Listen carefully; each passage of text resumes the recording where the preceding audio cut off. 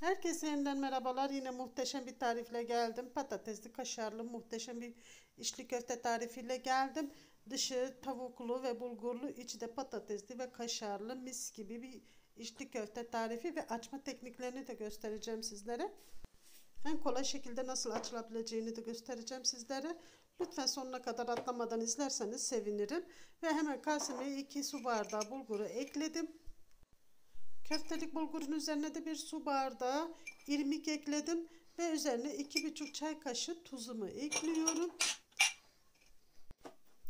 Ve bir güzel karıştırıyorum. Tuz, bulgurlar birbirine iyice karışmasını sağlıyorum.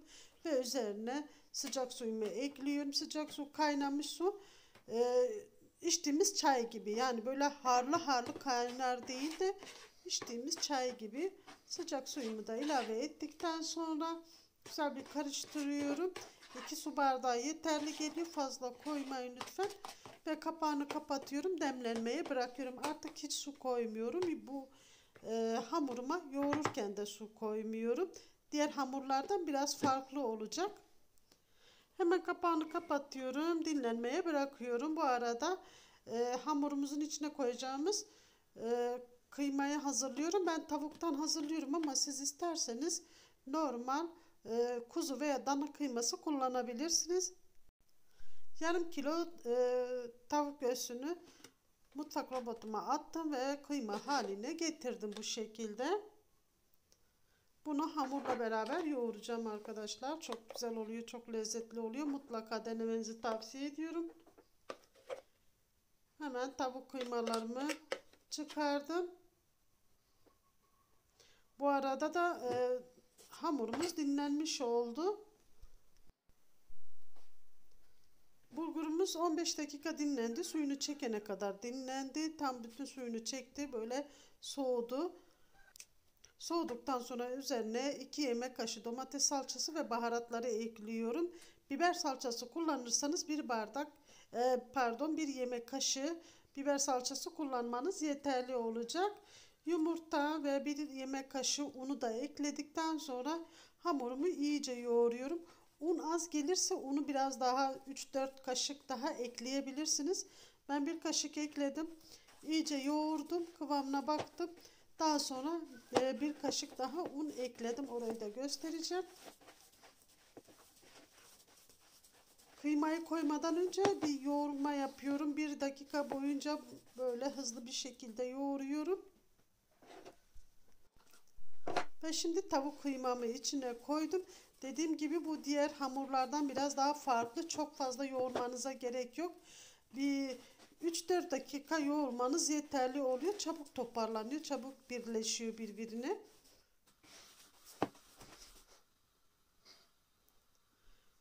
Kıymamızda tuz olmadığı için biraz daha tuz ekledim. Yani bulgura koyduğumuz tuz yeterli gelmedi ve 1 kaşık daha un ekledim ve tekrar yoğuruyorum.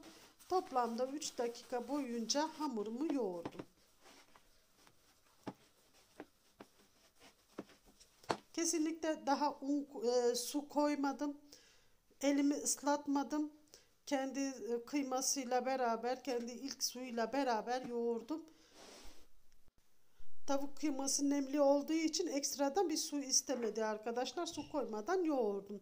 Ve diğer taraftan da şöyle 1 kilo patatesimi haşladım. Üzerine unu ekledim.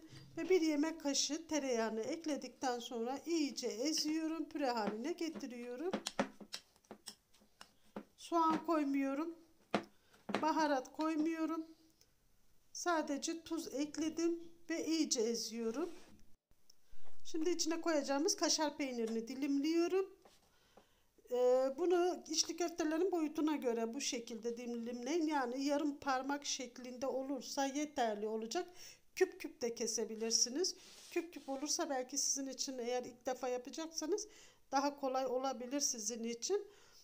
Şimdi yanıma yağımı aldım. Malzemelerimi aldım. Ve bir tane fincan aldım. Fincanda ne kadar kolay açabileceğinizi göstereceğim. Bu hamuru elimizi yağlayarak yapıyoruz. Çünkü hafif yumuşak bir hamur olduğu için elimizi sürekli yağlayarak yapıyoruz. Islatarak değil, yağlayarak açıyoruz ki kolay açabilelim. Ele yapışkan yapışmaması için.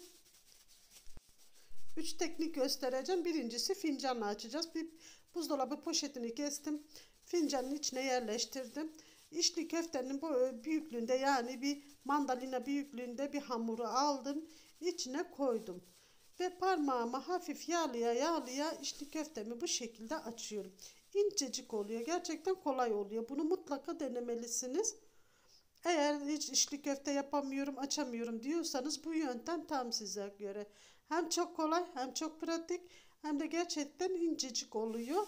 Yani hiç yapamayan, e, hiçbir zaman yapamamışsanız bile, ilk defa bile yapıyorsanız bu tarifle, yani bu fincan tarifiyle mutlaka kolay bir şekilde yapacaksınız. Görüntüde gördüğünüz gibi hamurumu fincana koydum, içine patatesi koydum, içine kaşarı koydum ve poşeti çıkardım fincanın içinden ve parmak hareketlerimle şekil vererek, görüntüde gördüğünüz gibi hemen bu şekilde açtım. Baş parmak hareketlerinizle güzel şekil verebilirsiniz. Bunu en sonunda bir tane daha göstereceğim. Hiç merak etmeyin. Şimdi çok daha kolay bir şeklini göstereceğim size. Yine mandalina büyüklüğünde bir hamur kopardım. Yuvarladım. Avucumun içinde bu şekilde görüntüde gördüğünüz gibi bastırarak açtım. İçine bir tatlı kaşığı yardımıyla patatesimi koydum. İçine açtım. Bir tane kaşar koyuyorum. Bir dilim kaşar koyuyorum. Yine hafif bir patates üzerine koyup ve kapatıyorum. El hareketlerime bakarak siz de aynısını yapın. İki ucunu birleştiriyorum ve çeviriyorum. Kolaylıkla yapılıyor. Bunu lokantalarda erkekler genelde bu şekilde açıyorlar. Bu şekilde onların daha kolayına geldikleri için bu yöntemle açıyorlar. Gerçekten de çok kolay ve çok pratik. Yani fincandan daha kolay diyebilirim. Bakın bu şekilde hemen içli köftemiz hazır. Kesinlikle patlama olmuyor. Hiç merak etmeyin. Şimdi üçüncü ve en sevdiğim yöntemi gösteriyorum. Bunu zaten hep biliyorsunuz. Bunu hep yaparım. Ve benim için en kolayı bu. Yine aynı şekilde mandalina büyüklüğünde bir parça kopardım. Parmağımı ıslatarak, yani yağla ıslatarak, sürekli yağ batırarak çeviriyorum. Ben hızlı bir şekilde çeviriyorum ama siz yavaş yavaş da yaparak bakarak yapabilirsiniz. İçine oyduktan sonra patatesten koydum ve içine kaşardan koyuyorum. Ve parmak hareketlerime bakarak aynı yapabilirsiniz. Baş parmağımla çeviriyorum arkadaşlar. İyice dikkat ederseniz baş parmağımla çevirerek, döndürerek çeviriyorum. Ve ucundaki fazlalık hamurları alıyorum ki hamurumuz, içli köftemiz incecik olsun, kolay olsun diye. Şekli de güzel olsun diye. Bu şekilde hem fazla hamuru atmış oluyoruz, hem de şekli çok güzel olmuş oluyor. Bu şekilde olacak. Şimdi bir tane daha fincanda göstermek istiyorum, iyice anlatmak istiyorum. Bir tane mandalina büyüklüğünde hamurumuzu aldım. Fincanın içine koydum poşetle beraber. Parmaklarımı yağlayarak, sürekli yağ batırarak oyuyorum içini. İyice bastırın, hiç korkmayın. İçinde zaten tavuk kıyması var, yumurta var. Hiç içinde un var. Çatlama olmuyor, hiç patlama olmuyor. Bakın incecik bir hamur oldu. İyice parmaklarımızla şekil verdiğimiz hamurumuzun içine tekrar iç malzemeden koyuyorum.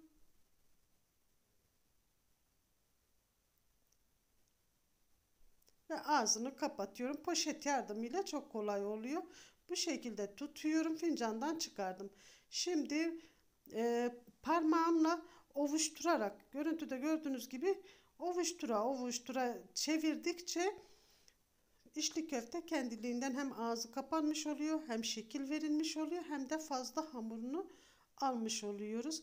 Bakın uç kısmı belli oldu. Şimdi tekrar göstereceğim. Baş parmağımla hemen bu şekilde ovuştura şekil veriyorum. Fazlalık olanı da koparıp leğenime atıyorum. Siz de aynı bu şekilde yapabilirsiniz. Buraları nasıl anlatacağım bilemiyorum. Ya, anlatabildiğim kadarıyla anlatmaya çalışıyorum sizlere. Siz de aynısını evde yapabilmeniz için. Bütün içli köftelerimi hazırladım. Şimdi birazını pişireceğim, birazını dondurucuya atacağım. Tepsime poşeti koydum ve üstüne içli köfteleri koydum. Onu buzluğa attım. Diğer kalanlarını da şimdi pişiriyorum. Size göstermek istiyorum tadını, kıvamını ve nasıl pişirileceğini. Yağımı bol yağda kızartıyoruz. Yağımı önce kısık ateşte ısıttım. İyice ısındı. Kızgın bir yağ haline gelene kadar kızdırdım. Daha sonra altını açtım. Harlı bir ateş, orta harlı bir ateş şu anda. Ocağım yanıyor ve içli köftelerimi içine ekledim ve sürekli çevirerek pişiriyorum. Birdenbire yağınızı açarsanız yağ yanar ve koku yapar, kötü kokular oluşturur. Yağınızı mutlaka önce kısık ateşte sonra orta harlı ateşte pişirin ki hem yağınız kokmaz, hem israf olmaz, hem de yapacağınız yemekler, kızarttığınız yemekler güzel olur. Kızarttım içli köfteleri çıkartıyorum ve diğerlerini ekliyorum. Hafif kaşarlar, taşmalar yapabilir, hiçbir sıkıntı olmaz onda. Ve kalan içli köftelerimi de atıyorum içine, aynı şekilde sürekli çevirerek onları da kızartıyorum.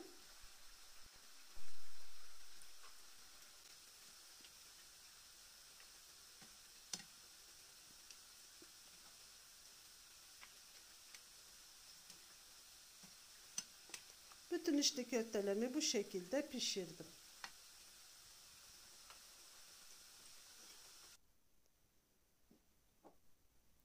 Pişmiş köftelerim hazır. Hepsini pişirdim. Diğerleri de dediğim gibi dondurucuya attım. Şimdi kıvamını size göstereceğim. Gerçekten muhteşem oldular. Mutlaka deneyin ama bu içli köfte mutlaka sıcak sıcak yenilmeli. İçindeki kaşarın bu şekilde erimesini istiyorsanız, bu şekilde yemek istiyorsanız sıcak sıcak yiyin. Tabii ki de soğuk da yenilebilir. Kaşarın erimesi için, bu şekilde yemek için sıcak yemenizde fayda var. Hemen bir tane daha göstermek istiyorum. Ve buraya kadar izlediyseniz kanalıma abone olup zil bildirimini açıp videolarıma yorum ve beğeni yaparak bana destek olursanız çok sevinirim. Videomu beğendiyseniz kaydetmeyi ve sevdiklerinizle veya sosyal medya hesaplarınızda paylaşmayı unutmayınız. Deneyen ve yiyen herkeslere afiyetler, şifalar olsun. Hepiniz Allah'a emanet olun. Görüşmek üzere inşallah.